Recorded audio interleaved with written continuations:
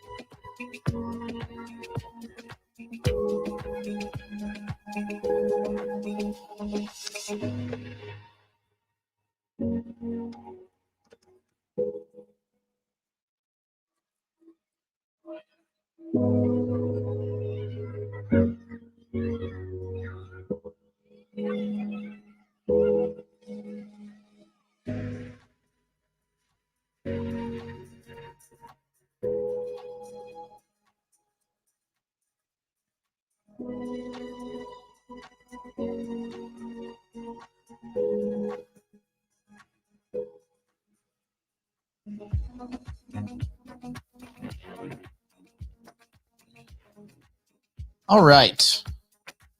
We got most of that done. Most of the salutations. Good morning. Good morning. All right.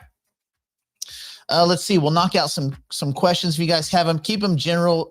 Remember, on the public facing stuff, no price stuff. I mean, the closest we'll get to any of that is vague AF when talking about, Bitcoin and the ETF and all that stuff. But yeah, that's about it. NFT, yeah, it's getting up there, 1508. That's not bad. So that puts the number, I did some math, I think at 1506. It was like a couple NFTs ago, and it was 6,640 twin tokens per human, per NFT, not per human, because there's a lot of humans, and that doesn't make any sense. Let me see if I can answer some of these things as they're apropos. On the TGE for Twin, what exchanges will it be listed on? Don't know. Probably none. I mean, the way the TGE goes, Chad, on these kind of situations, if you watch some of the other rollouts of assets in the Singularity Net ecosystem, it typically goes like this. A Singularity DAO, SDAO, and a handful of other launch pads will get an allocation of the tokens. They will do a launch. That launch will have a few stipulations. One, this mostly, you can't be a U.S. citizen. So that's for U.S. citizens. The launchpad thing doesn't, always play out. Then you got to get a VPN. You got to go pretend you live in France and do all that, which, so that's how launch pads go. They also have lockups. So what it'll be is they'll have usually similar lockups to the early investors.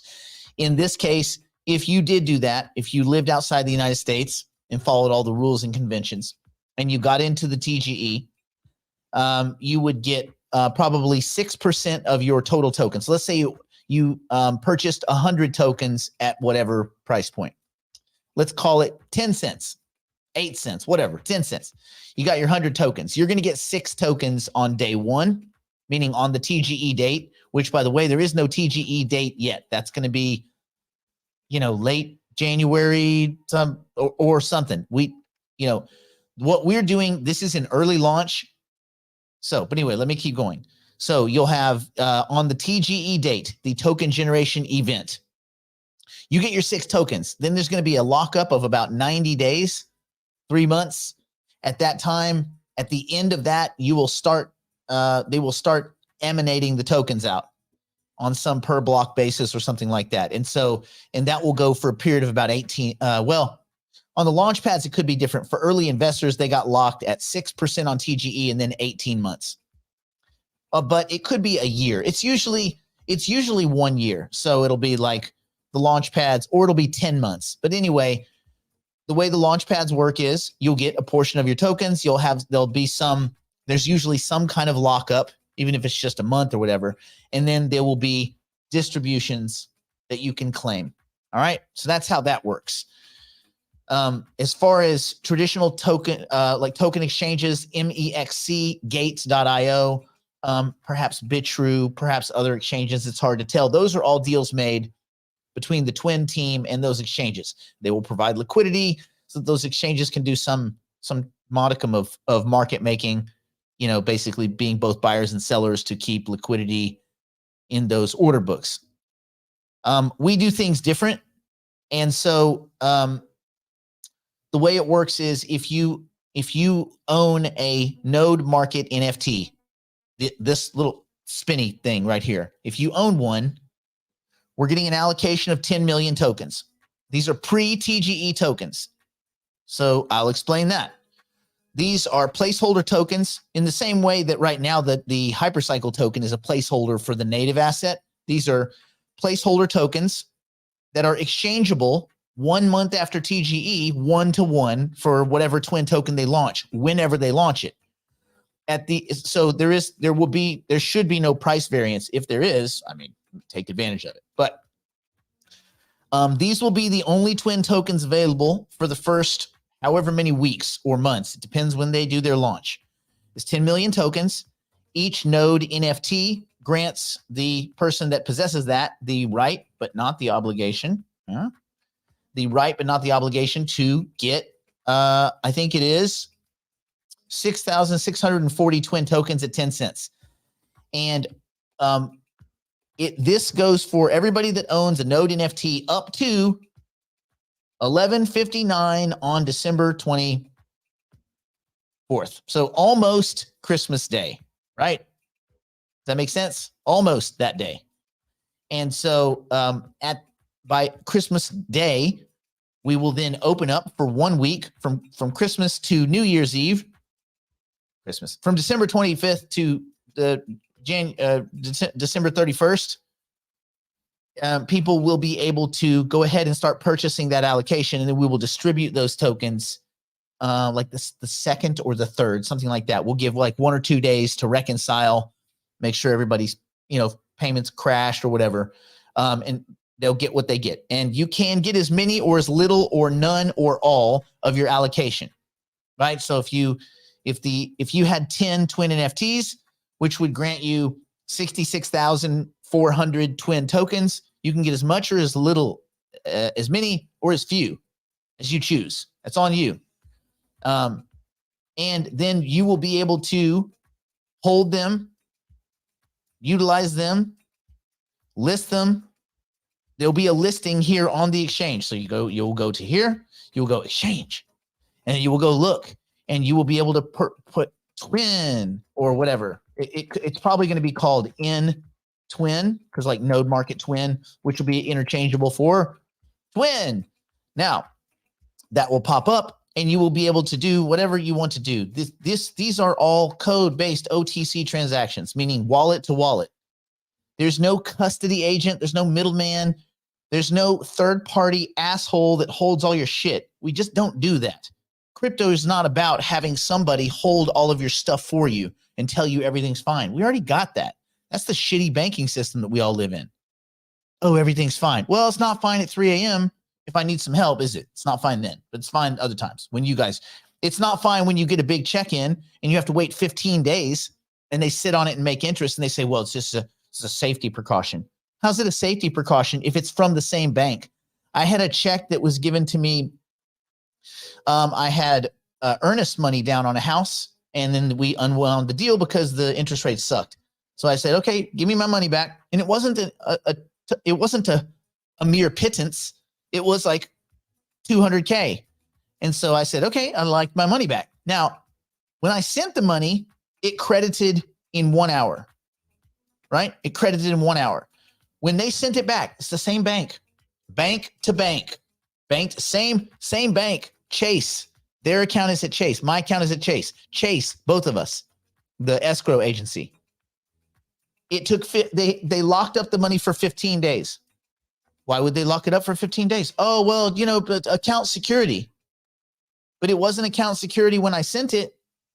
Why didn't you wait? They didn't wait 15 days. It hasn't been 15 days. Well, account security though. So, you gotta have security. No, it's so they can make interest on your money for another 15 days unabated. It's just free money that they get. You think, well, it's not that much. Yeah, it's not that much. But if you do it with trillions of dollars, it is that much. Anyway, let's see. Will you allocate tokens from non-Singularity DAO IDOs to node NFT holders? Yes. Every time we do a listing, which we will start doing more listings, as long as they meet the criteria of what we think is a decent project. I was about to say the S-bomb. If it's a crappy project, it's never going to be on here. Because if it's not something that I would own or that Brandon would own or that we would have our client, we're not going to put trash on here. There's never going to be a meme coin. None of that bullshit's going to fly. That's just for stupid, petty, dumbass gamblers that live in a world of cognitive bias, which, by the way, is what we're going to talk about today. The 5 worst cognitive biases that affect our decision-making and ways you can steer around that. It's pretty cool. It's like a cheat sheet for cognitive bias. And if basically you knock these 5, you demonstrably change your life as far as decision-making goes. And decision-making is, well, you're doing it all the time, aren't you? So anyway, will we allocate tokens from non-SDAO IDOs to node? Yes. So the benefit of having the node market NFT is that in addition to getting access to a portion of the revenue that the node market generates, and remember, we've only got like 20% of our software finished. We're doing a bunch of stuff where, especially in the hypercycle ecosystem, as you see here, you will be able to manage your nodes, sell tokens, buy tokens, buy and sell node licenses that are in production, actually earning income. You'll be able to manage your whole business here. So this is going to be like a whole dashboard for all that kind of stuff. That's going to be really cool. But anyway, we're just, takes time for these teams to build this stuff, and then you got to audit that stuff. So that's where we're at right now. That being said, so that's kind of the skinny on how that works. So the node NFT holders also get access to early round token offerings, and it'll usually be, anywhere from 2 weeks to a month before everyone else, if that makes sense. And yes, someone had said something about Ethereum being garbage, which it is. Switch to a different bank. Yeah, my bank is MetaMask. I have 15 of them, and they're spread out all over the ether space.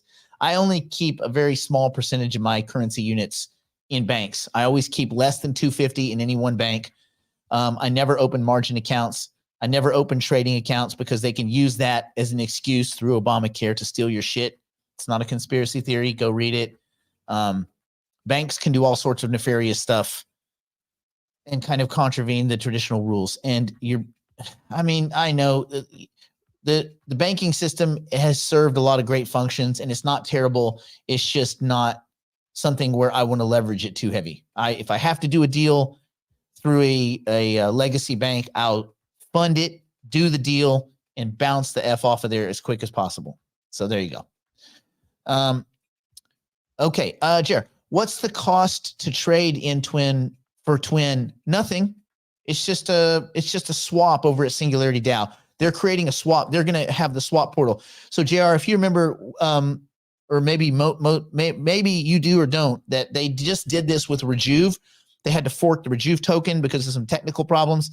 So when they did that, you just took your Rejuve over there and you just swapped it. They have a little bridge swapping mechanism. So it'd just be a 1-for-1 swap. So if you were to see the Twin token, like say we launched this token, and let's say it goes to 25 cents, and you saw the Twin token at 35 cents. Well, it would make sense to to wait. And at the moment where these tokens are tradable, which is 1 month after the TGE, if this one's cheaper, you go in that direction, right? Like, why would you not? If that one's cheaper, you go in this direction and you just sell it into USDT or USDC or Ethereum. Like, you can, it's kind of simple arbitrage, right?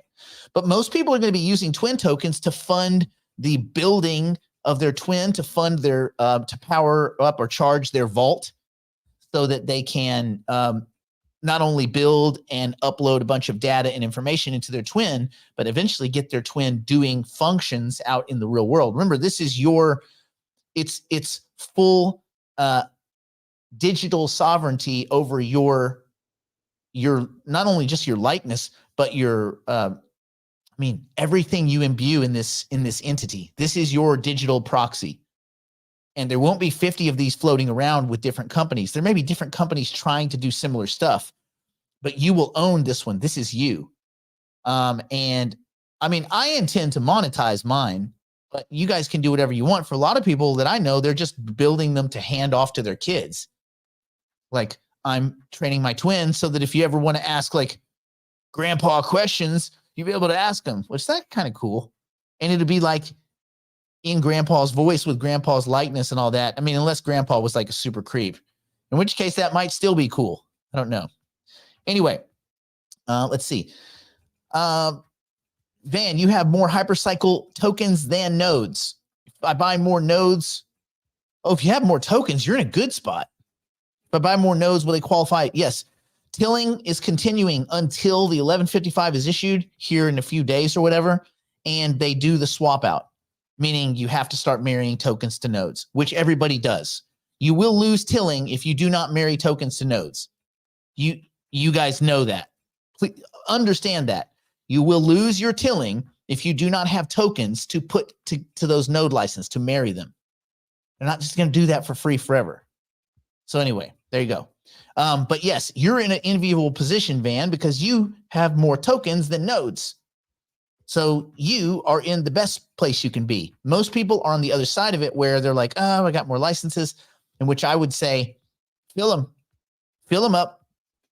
Now, for those of you that do have extra licenses and you want to sell them back and forth or whatever, you'll be able to do that right here at Node Market. The same way you buy and sell tokens, wallet to wallet with no custody agent, you will be able to buy and sell licenses. Wallet to wallet with no custody agent. It's your stuff. You can do with it as you want. That's the whole point of what we're doing. It's like, this is the way finance is supposed to work. Get rid of the fat, rich white dudes in the middle that slowly siphon off your shit, right? Like, come on, man. Let's see. Can I recommend good books or material about cognitive bias? Well, the first thing everybody should do, you guys know the answer to this one, but is you should go listen to Charlie Munger's speech he gave at Harvard in 1995. You can look it up in the Google world or YouTube. And he gave a speech, Charlie Munger, who just passed a few weeks ago, who was, in my opinion, the brains behind Berkshire Hathaway. And he gave a great kind of funny, sometimes hard to hear because it's not the best audio recording, but it's a really great speech that he gave at Harvard on cognitive bias. It was awesome. Anyway, that gets you going. And then you just kind of bounce around and find good content. Also, we've done a bunch of office hours shows about cognitive bias. So I would urge people to go look through office hours. I think you can click, I think there's an office hours specific content for digital investor. You can go back and look. And many of them are public facing.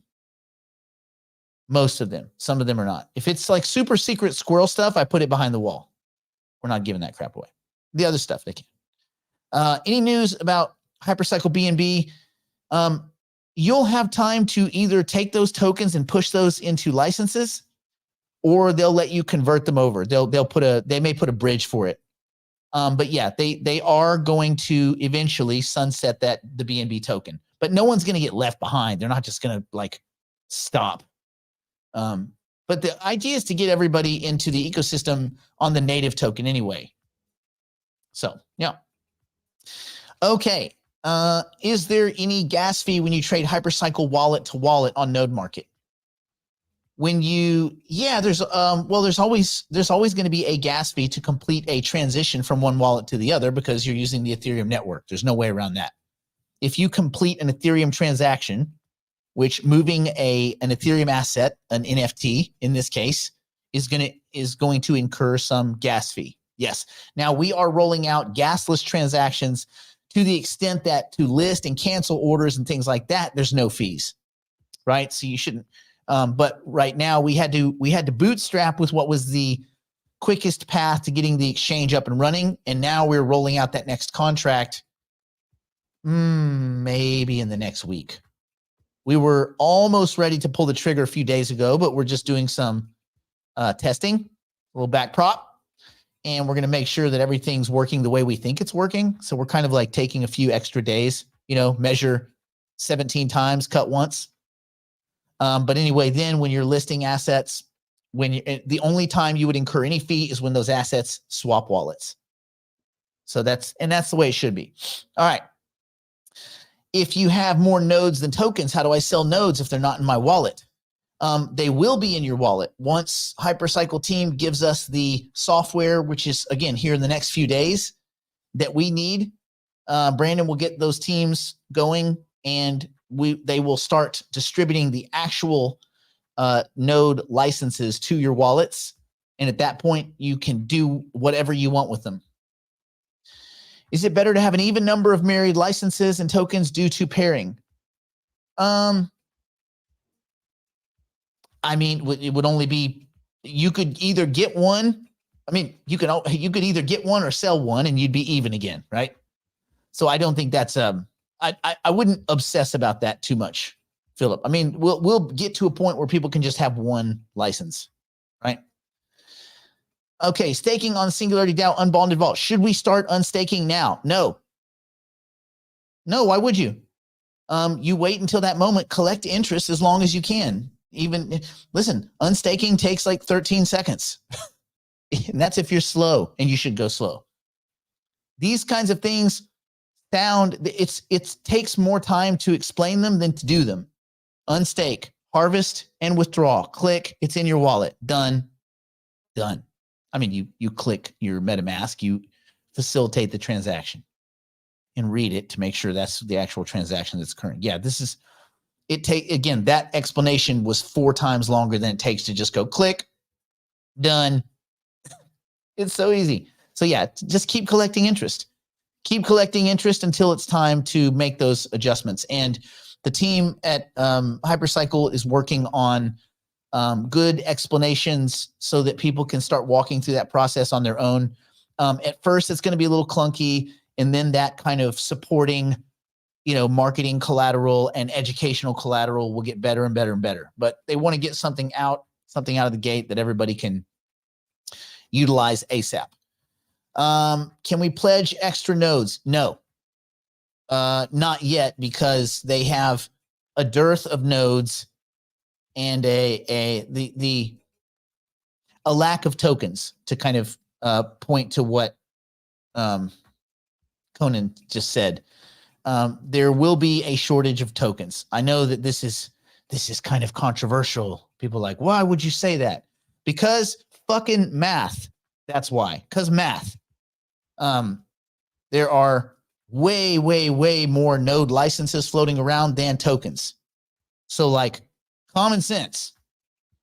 When you can marry the tokens to the nodes here in the next few days, and the tokens start getting hoovered up out of circulation, well, what do you think is going to happen? I mean, right? Like, come on. Okay, HyperPG will pay 9%. Hyperpool, well, they pay 9% on tokens, yes. And then Hyperpool, I don't know, I haven't seen finalized things, but Hyperpool, yes. But the way it works is HyperPG pays a fixed 9%, 24-month lockup on the tokens, and then they pay like 9%. So if you had 100 tokens over there, they'd give you 9 tokens per year. And at the end of 24 months, that would open up. You could either renew it or you could get your stuff back. Hyperpool's paying you a percentage of the income generated with those nodes working, right? So that could fluctuate. It could be way more. It could be less. We won't know until, 6 months, 8 months, a year into compute, which officially rolls out, as far as I understand, in March. But to an extent, it rolls out, at least in a kind of closed test environment or semi-closed test environment. It rolls out sometime in January. But for most people will participate starting sometime in March, where like compute is active, off to the races. Will there be a tech tip video on no delegation to hyperpool? Yes, of course. There will be tech tip videos on every damn thing that we think is confusing. Everything we think is confusing, we'll do a video on it. These glasses are so pointless. They don't do anything, but I guess they look cool. Sometimes I think they're worse. But I'm going to get my money's worth out of them because I went to that stupid thing and I paid money. And they went there, did their little goddamn parlor trick and convinced me I need glasses to read. Even though I'm reading the fine print in their bullshit sales collateral, and I'm like, I can read this. Why do I need these? And they have like some big letters and stuff like, oh, you're so blind. I'm like, am I? Anyway, HyperPG, no option for licenses. No advantage having married licenses there. No. If you have married licenses, it means you have tokens with the licenses. That's not just a license. If you have tokens and licenses, yes, you got plenty of options. Anybody that has married their tokens at that point, when you've married your tokens to your licenses, those things have value. The licenses on their own with no tokens don't, because right now the scarce item, the scarce commodity is the token, which is why I think that the price being where it is pretty silly. But anyway, I won't get into that too much. Anyway, yeah. Okay. Vision Direct. Well, the thing is, I don't really have vision problems.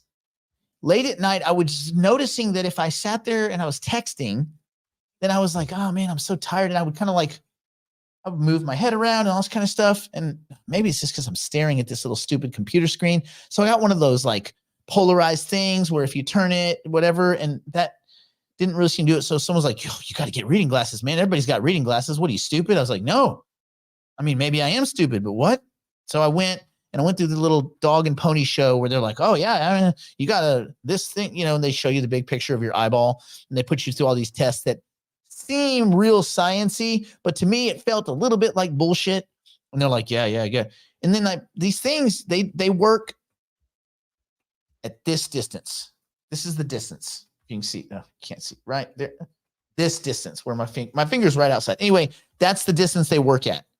And not 1 inch further and not 1 inch shorter. I'm like, well, that's the same thing as like having a magnifying glass and having an ant in front of it. You'd be like, oh wow, look at this ant. My vision's so good. I don't know, man. Seems a little bullshitty to me, but that's what I go. Okay, you wish Brandon would talk slower on tech videos. Lisa, replay it. Just replay it. And yeah, you can slow the video speed down. Okay, where we'll be able to find all the hyperpools. Through HyperPG, you will be able to get access to everything. And also we'll have links in all the dashboard stuff for digital investors and digital private clients. You guys get access to all that. Get a second opinion. I don't need a second opinion. I am the second opinion. With or without glasses, it makes no difference. I'm reading. Nick, get a second opinion. If you need them, you should absolutely. Oh my God. It's the same.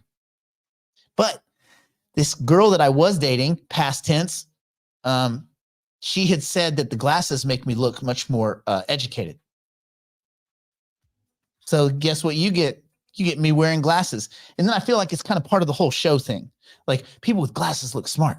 When I was in school, all those kids that were really good at tests, they had glasses. I was like, oh man, their brains got bigger because they can't play sports. I know that's a gross oversimplification. Let's see. Will we be able to sell married licenses without pledging them? Yes. Yeah. It's your property, Joseph. You can do whatever you want with it. Matter of fact, married licenses would have quite a bit of value because somebody else could buy them and immediately employ them. you'll be able to sell married licenses that are already delegated.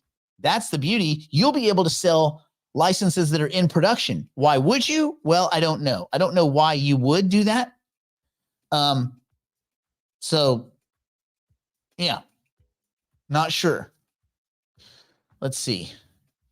Happens in your 40s, your arm is not long enough to focus properly. My arm is not long enough to focus properly. I have short arms? Shit, I didn't even know there was a correlation. Oh yeah. No, I got worked. And I went there with someone else and they can't see shit and they needed real glasses. And then what's funny is they're like, we have to send you to somebody else. I'm like, then this whole thing is bull crap. Like you have to go to like a real eye doctor, not like an in the mall eye doctor. I'm like, I guess I like to bundle things. I was like, I bundled going to the eye doctor thing and getting sushi at the mall. So maybe that, and they have an Apple store there too. Man, I bundled. That's game theory though, bro. You bundle. Okay. People can't punch you now. Oh, they can. They can punch. People punt, man, in LA. Having glasses is not, you will still get punched. Okay. Playing Trump. All right, so let's do this. Yes, Sam, we see you, buddy. You're there. It's good. Good for Sam. Okay. Let's switch gears now. Let's talk about your brain for a minute. I don't really want to look at markets. I guess maybe we'll look at it. Here's what we're gonna do. We're gonna spend like literally 1 minute. I'm gonna spit my way through a little market just so we can see where we're at, because it's kind of fun as we lead into this ETF. So I'm gonna just literally, we're just gonna like rush through it, and then we're gonna get to our brain work, and we're talking about cognitive bias, and the 5 worst ones, and we're talking about navigating the mind. So first, spend a couple minutes here and we'll rock and roll.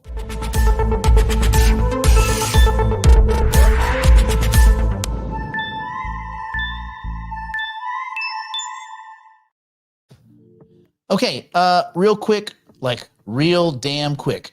The Bitcoin 43.7, it was at 44.1 and change. Oh, yeah. This is what I wanted to show you guys about. So I'm gonna rush through this, and I'm gonna show you how many dumb assholes got melted by taking on leverage. So what is the rule? There's 170 people here. Can you guys tell me what the rule about leverage is in crypto? Anyone know what the rule is? What our general thesis is about taking on leverage in crypto?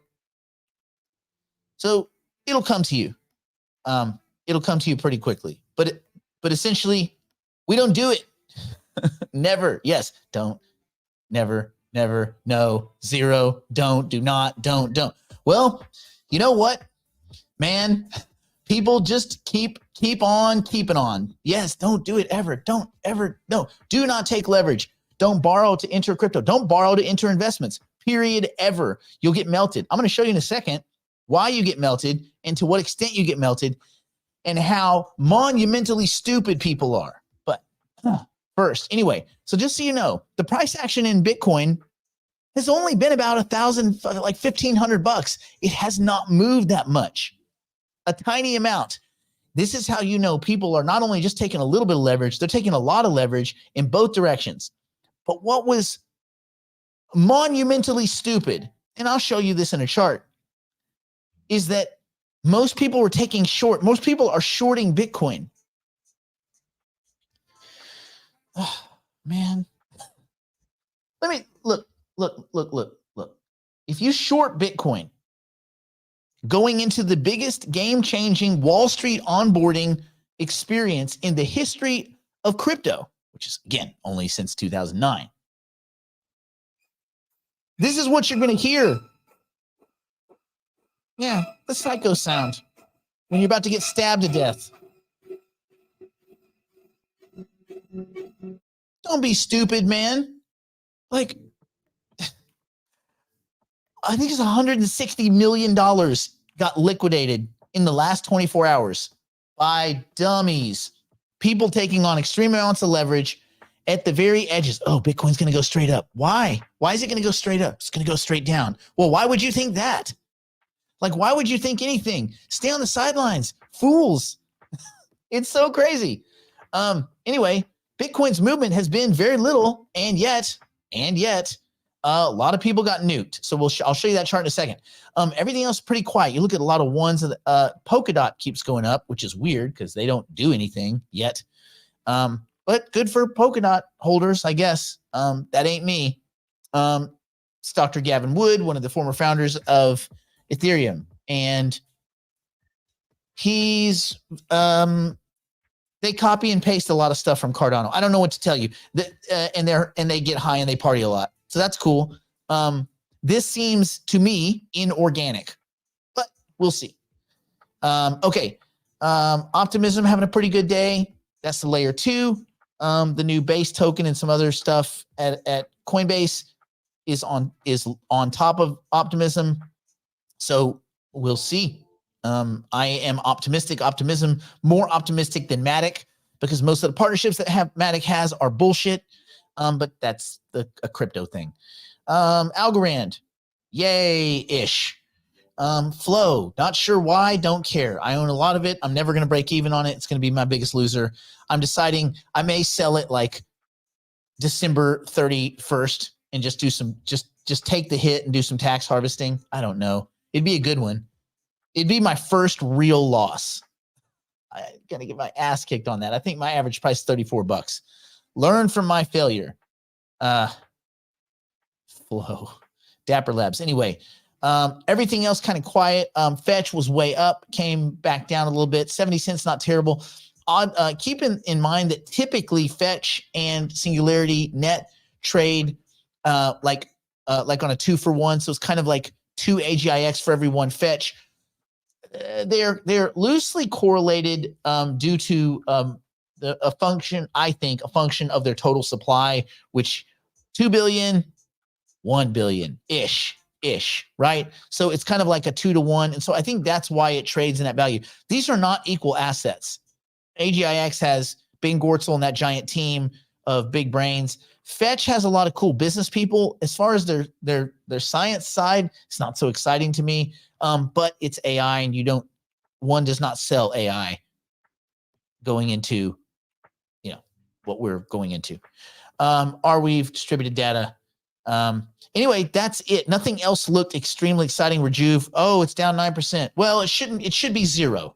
Like the Rejuve token should be 0. So, because it's not needed. There's no reason at all for this token to exist. So good for Rejuve. There's also no reason for Coquito to exist, I guess, if we're being honest. And it's done nothing. There. So that's my market review. I will say this, the overall market cap, 16.5 thousand million. The best way to say it is 1.6 trillion, because 1,000 is a million, 1,000 million is a trillion, is a billion, 1,000 billion is a trillion. But why this is interesting is we need to get back to levels that we saw in 2021. We got to be around 3 trillion. So until we're there, we're not in a bull market, but we're probably not more than a few days, I say 30 to 50 days away from that. All right.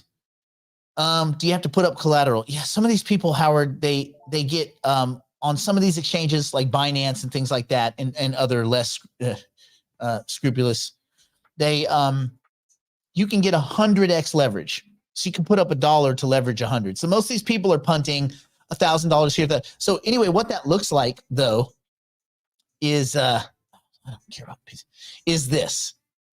Can you guys see this? This is the wrecked, the wrecked kind of indicator thing. And it's the 1 hour wreck. Now this is a few hours ago, but 3.79 million in longs, 42 million in shorts. So it gets to 40, it gets to 44. And then people short it at 44.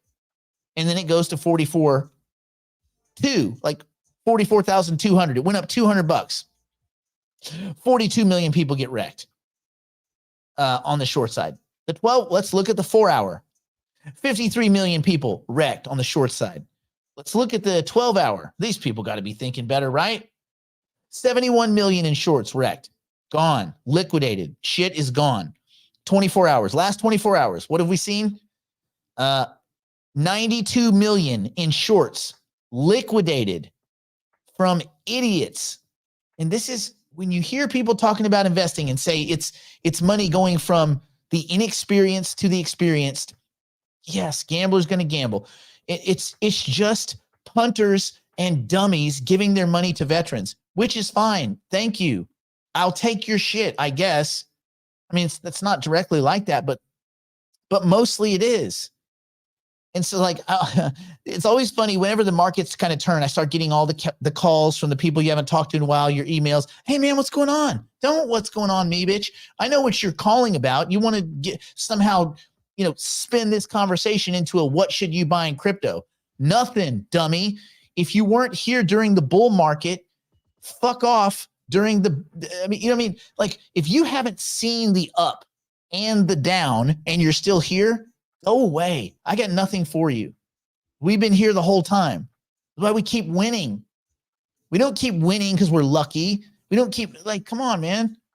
Like, keep your eye on the prize. These people are so, there's just such a feeling of entitlement. I'm entitled to win. This is my time to win. I got to catch up. It's all so stupid. But it just continues. It perpetuates. I know that if you wait, most people, God, especially in Los Angeles, Jesus, if you wake someone up at 3 a.m. and shake them, I deserve to win. I'm entitled. Why? Well, I moved to LA. Okay, but you're a terrible actor. Why do you think that just moving to LA would make you successful? Because, man, dreams, my mom said dreams come true. Shut up, dude. Roll up your sleeves, do the work, or go fuck off back to Montana. It's the same thing in crypto. All the Johnny come latelys, all this stuff. This is why I told you, I urge you, do not talk about crypto. No, LA is awesome. People are stupid, but the city's amazing. Don't talk crypto over the holidays. Do not talk about it. If you're doing good, don't tell people you're doing good. Keep your mouth shut. Be quiet. Win quietly. Do not tell people. And Lisa, this is an investment question, so I'm not going to answer it. But if you're asking yourself a question and you frame it like this, would it be a dumb move to ... Well, yeah, you're already, even in the way that you frame it, you know that's, I don't even have to read. Matter of fact, I'm not going to read the rest of the question. So, you first do what's best for your own personal balance sheet, unlike what these people did. This is all degenerate gambling. This is the other version of this. The same people that are doing meme coins. Oh, I own Pepe 2 and the Sky Dumpster Crab Universe Gonorrhea coin or whatever. Like, stop. We don't all deserve to win. Period. This just doesn't work that way. And that's another, there should be a cognitive bias for people thinking they deserve to win. That should be a bias. Anyway, let's pivot now off of these. Let's pivot off of all these dummies and let's get back to navigating the mind. So now you see all these losers that, and again, the price of Bitcoin's only moved about $300 or $400. If that's enough to liquidate $160 million worth of asshole money, what do you think is going to happen when Bitcoin's going up or down by 3,000-4,000 a day, like it was in 2021?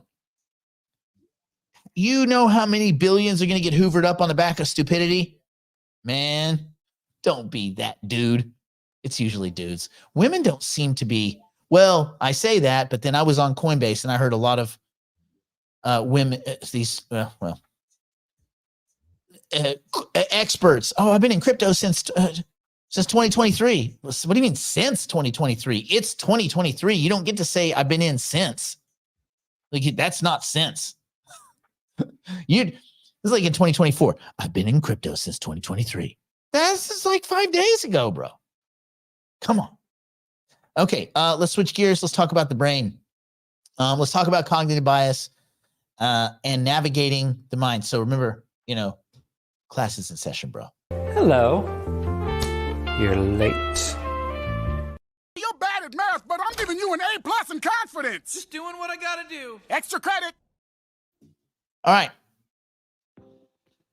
So let us switch gears for a bit. We are going to delve into the sometimes exciting aspect of our minds, which I think is exciting, cognitive bias, which is the things that get in the way of us employing good game theory, good fundamental pragmatic thinking. So the cognitive biases, these are like mental shortcuts. And they are often helpful, especially if you imagine an environment where everything's trying to eat you and you live in a jungle and you're running your ass off every day to either get food or hide, right? Like some of these cognitive biases, they create these kind of heuristic shortcuts, these little kind of cascade of event shortcuts in your brain. Okay, but mostly they lead us astray, and especially in our personal and in our investment lives. Whether it's the crypto space or AI or equities, or you're a boring ass bond trader, or like whatever's your thing, real estate, whatever. Understanding these biases, these are kind of the main baddies, is probably the most fundamental thing you can do to start making better decisions. Like if they taught this to people, life would be different for people. They don't. I guess that's good for us that they don't. Is it like it gives us lots of opportunity, right? Because if you have a good game theory mindset and you realize that we are bombarded by our own cognitive biases, right? Which are these kind of fundamental dislocations in rational thought. And matter of fact, I even have a cognitive bias banner. And I'm going to read it because it is important, because people kind of forget this. You should just memorize this. It is the tendencies to think in certain ways that lead us to systematic deviations. Think about that. Deviations. They're like you're going straight on the path of good decision making, and then off to the side. When are deviations from a highway any good? They're not so good. So it makes us think in certain ways that lead to systematic deviations from a standard of rationality or sound judgment. Essentially, why do we make the decisions we make? Nature and nurture and self-evolution, mostly, right? You can kind of reduce it to that. We're indoctrinated into a series like patterns and things like that. Some of it we get from our family. Some of it we get from our kind of social influences and culture. And if you're one of these rejects that watch reality TV or lives on Instagram and things like this and social media, you're getting programmed. We're all getting programmed as we're getting exposed to all this kind of stuff. That's part of your programming. So it's important to realize when that's going on that they're creating these deviations in rational thought. The first one, so the ones I want to talk about that I think are the most important, not just me and Charlie, confirmation bias, anchoring bias, overconfidence bias, bandwagon effect, like all those assholes that just got hoovered, that got wrecked for 160 million, loss aversion. Okay, those are the ones we're gonna talk about. And so we start, confirmation bias is like the most obvious, like in your face one. Confirmation bias is our tendency to favor information that confirms our existing beliefs. Does that make sense? So you just listen to the stuff that says, you're right, Bob. Alice is an idiot. You, Bob, are correct. Oh, yeah, that's right. I'm going to listen to even if you have two equal stacks of news or information or data, you tend towards the one that confirms your information that you already believed, your existing belief system.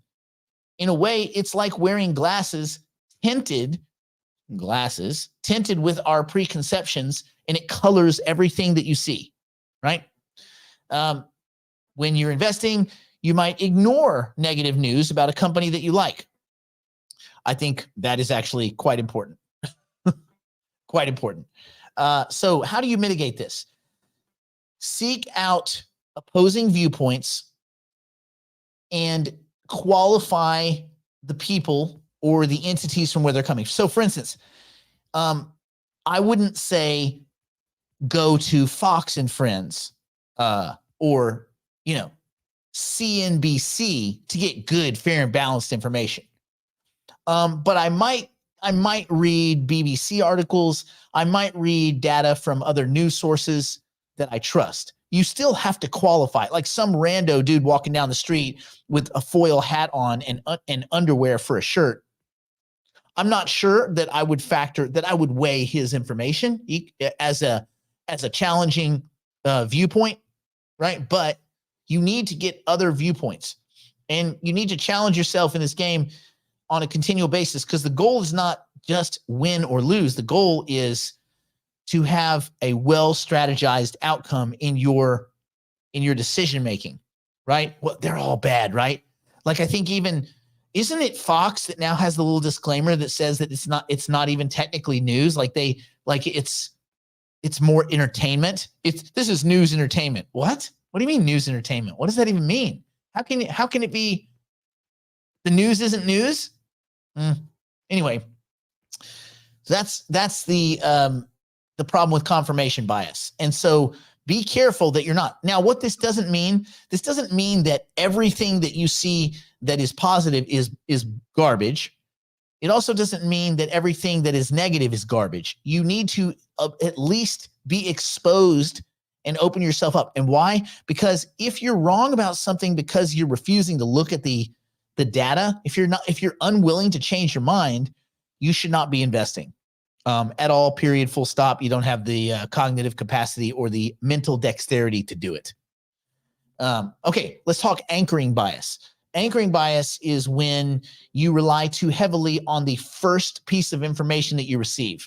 And it's like starting a race from a position that may not necessarily be the starting line. Anchoring bias, it actually, for those of you that have been exposed to like sales processes and selling like at a big level in a company or corporation or something like that, you probably have had discussions or coaching on primacy versus recency. Primacy being because different people are affected in different ways. Primacy, the first thing you hear. Recency, the most recent thing you heard. Those are often two different things, and some people are affected differently. They tend to gravitate more towards recency or primacy. Anyway, anchoring is on the primacy side, the first piece of information, right? So example, the first stock price that you see is high, so you perceive subsequent prices as better deals, even if they're not. Oh, Bitcoin's 44. So 42,000, that's a deal. That's a hell of a deal. Well, not a year ago when it was 16,000, that's not a hell of a deal. It's all relative. Anyway, how do you mitigate this? Consider multiple sources of information, not just one. Get as much data as you can. Go back as far as you can and try to have a more global perspective. Always think of it like gathering a team of players, and each one has like unique skill, and you want to make a well-rounded decision. Getting the band back together. Everybody can't be a drummer, man, right? Like different jobs, different. So get multiple sources of information that you trust, absorb all of it, weigh it according to your risk tolerances, right? Okay, then we get overconfidence bias. This is another baddie. This is like so bad. Anyway, this bias leads us to overestimate our abilities and knowledge. It's kind of like being a team captain who underestimates the opposing team. Sometimes the dude that's made the team captain is not because he's the best player. Matter of fact, it's usually not because he's the best player. He might be a good communicator, a midfielder, or something like that. But team captain doesn't always mean best. Matter of fact, it rarely means best player. So just be careful that you're not team captaining and maybe over assuming your own abilities. Because if you overestimate your knowledge, like in stock market, equity market, bond trading, it can lead to making very risky decisions, thinking you know everything. None of us know everything. All of this is a kind of gamble. Be willing to be thought stupid or foolish. Be content to be thought stupid or foolish. Who knows? Who knows where that comes from? I know I've said it like 40,000 times. So you guys know. Be content to be thought stupid or foolish. Come on, man. Who's the first one that's going to say Epictetus? Anyway.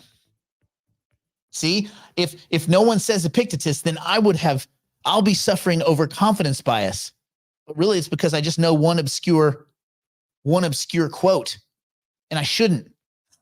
Don't under. And also, I mean, it goes both ways, but overconfidence bias has you making decisions that are further out on the risk curve than you should be taking, thinking that you're smarter than you are, and that makes you, yes, Mary, thank you. That makes you take undue risks. Okay, let's talk the bandwagon effect, which this is about to hit hard as hell.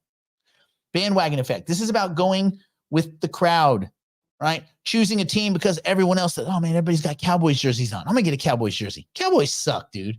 Who have they played? Let's be honest. They haven't played anyone. They've had 3 bye weeks. The actual bye week and then 2 games against the Giants. Honest. They go against one team that's got anything going on and they get gutted. Huh? Oh no, Cowboys jacket. Anyway, don't go with the crowd. Don't meme coin in. Don't be doing all this leveragey bullshit because you saw one tweet or one stupid little 30-second video of some numbnuts dipshit who's never made $1 in his life telling you how you can get rich. And dude, you can get so rich. Oh my God, listen to this video. Here, click this link. Listen, man, if the dude is telling you some get rich quick, I'm going to make you rich thing. And these guys now that like they put in like AirPods and they record a video and it's just them on their phone recording a video. Low rent mother effers. Do not click on their shit. These dudes have never seen $1. They've never seen any money. They're so low rent. It's so sketchy. Anyway, people buy into that stuff. They're so stupid. Oh, damn it. That's my overconfidence bias. Anyway, bandwagon effect. Example, you buy some popular crypto because other people are buying it and you haven't done the research. Has anybody here purchased any asset just because other people are purchasing that asset? Be honest. You don't have to answer if you don't want to. Don't. Do the work, do the research, do your 5 T's. Okay, anyway. And then finally, the way to kind of beat bandwagon effect, really, just do your own analysis. Devise your own unique game plan. Don't don't parrot other people. Oh, this is actually bad. You don't realize it, Baha. You said Doge and it made me money. Yes, that's actually, there's so many layers of flaw in that statement. I don't even want to get into it. We could spend 14 hours on a couch in front of a psychiatrist. That is actually one of the worst gambler mentalities there is. Doge and it made you money. No, Doge, because you assholed into it, it made you money because you got lucky. Because most everybody else lost money because it got up to 74 cents. So the other 900,000 people that did what you did would say Doge and it lost me money. So that's a disingenuous statement. Anyway, you may or may not want to deal with that, buddy. As long as you know it's gambling, it's still gambling. Right? Just saying, people say, oh, I know I'm gambling. Then don't do it. Okay, let's talk loss aversion. Loss aversion. We tend to prefer avoiding losses more than acquiring equivalent gains. It's kind of like playing defensively or like playing not to lose. And why? Because loss affects us with more detriment than winning gives us benefit. If you put it in value points, I think it's something like 3-1, meaning that a loss is like -3 kind of value units or happiness points, and a win is like +1. You win a game and you're like, oh, we won. Yeah. Whew. If you lose, you're like, losing, this is the worst. We're terrible. We need to all die. So this happens a lot. Where do you really see this? And this is one of the biggest differences between kind of veteran investors or more competent investors and then people that are a bit newer. And that's holding on to losers. Because, you know, you're like holding on to things that have lost. That's what I'm doing right now with Flow, is I'm holding on to a loser. It's a tiny position. It won't move the needle on my portfolio. I still hate taking the loss. although in my mind it's already gone. I should just cut loose. But on the other side of it, I don't want to cut loose a bunch of stuff going into a bull run. But on the other side of it, I probably should and redeploy that capital, although there's not much of it, in a place where it would have better gains, which is anywhere. But anyway, people that hold on to stocks too long because they're losing, they're like, well, maybe I'll just get back to even. The gambler mentality, I'll just get back to even. No, you probably won't. Once you know that it's garbage, holding on to it just means you're keeping garbage in your house. Take it to the curb, man. So how do you mitigate this? Set yourself very clear, emotion-free rules on when you are going to sell or buy or take profit. I'll start 10x, take 20, 2x, take 10. Like there's rules for this. And like in any game, know when it is strategically sound to retreat or advance, right? And, being aware of your biases is like knowing what the exact rules of the game are, what the influences are. It doesn't guarantee that you'll win, but it does guarantee that you will at least be aware of what's going on, like the shape of the playing field, right? You'll be aware of it. And so understanding and mitigating cognitive bias, just that process of understanding your own biases, you end up making better decisions in your personal life, your investment life, and it's not as simple as, oh, well, it's just some money. It's not at a casino. I mean, if you're treating it like it's a casino, just go to the casino. So just be very careful. Understand that you can't employ good game theory if you are constantly pelted by cognitive bias and you're not willing to look. There's even a cognitive bias for people that don't believe they have any cognitive bias, which is that's like the main one probably. Like if you don't think you have any cognitive bias, you're so broken that maybe you're not fixable. Anyway, be a better decision maker, be more strategic, understand how individuals make choices, how you make choices, how your choices affect the outcomes of other players and how they might make choices and how all of you can rationally make choices at the same time. And life will be way better. If you don't, you will be always a victim to bad decision making. So again, it goes back to this main theory of thinking about thinking, right?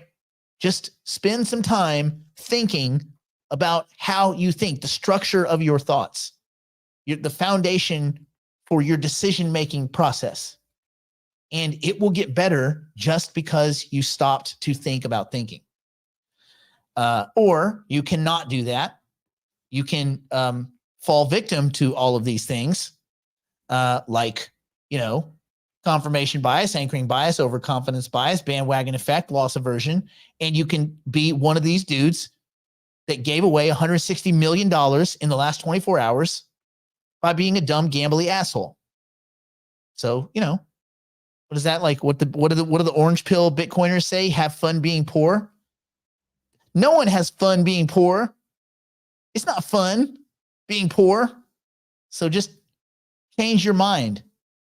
Like the double entendre, right? Change your mind. Anyway, have a good one. Stay in school. Don't do drugs. Don't do anything. My poor insolvent drunk strung out on meth grandmother wouldn't do. Tomorrow. Oh yeah. Normal show tomorrow. Brandon will be back and we will rock and roll. We'll go behind the wall. We'll talk portfolios, get ready for this Bitcoin ETF. We'll get ready for the twin token launch. For those of you that are going to participate. And for the rest of you, good luck out there, man.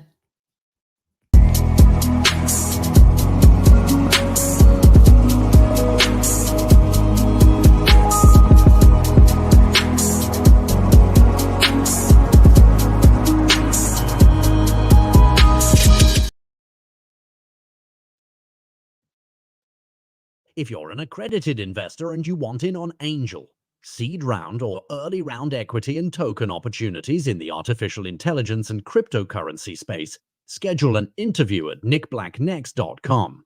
In life, you can either be really good, really lucky, or just be first.